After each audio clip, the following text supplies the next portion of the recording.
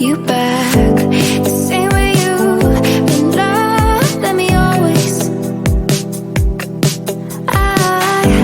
Please understand and take my hand.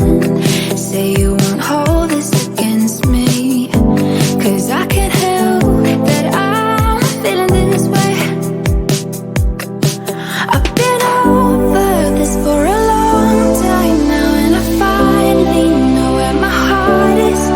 This is our last kiss, and I hope you know that I thank you for making me see it. No, I never meant to hurt you.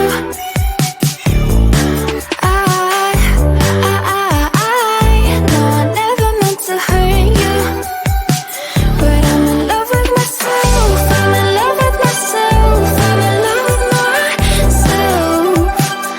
I'm in love with myself. I'm in love with myself. I'm in love with myself.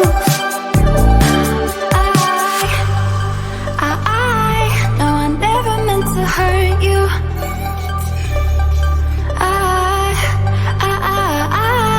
No, I never meant to hurt you. But I'm in love with myself.